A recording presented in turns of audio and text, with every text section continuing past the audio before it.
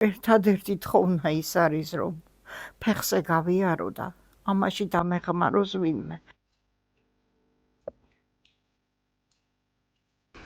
თოფით მომიკლეს მეუღლე.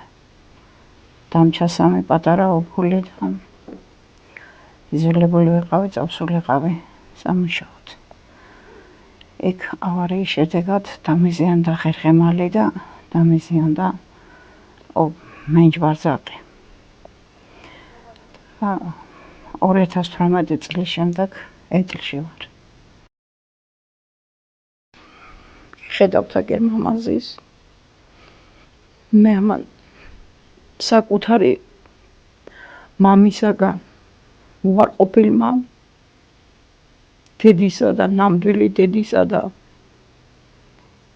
ბაბუისგან ფულზე გაყიდულმა მომიყვანა და შვილად გამზარდა. დღეს მე უნდა უვლიდე მას. და კიდე 88 წლის მამა მივლის მე, გამზრდელი მამა.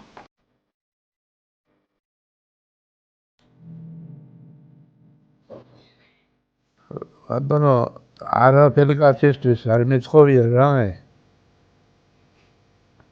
ისეთი რაღაცა წამალი, ექიმები, რაღაცეები, რომ მართლა ვერაფერი ვერ შეძლებ, არ გვაქვს იმდენი თანხა. ეს რო ფეხზე წამოვიღებთ, მეტი არაფერი არ გინდა.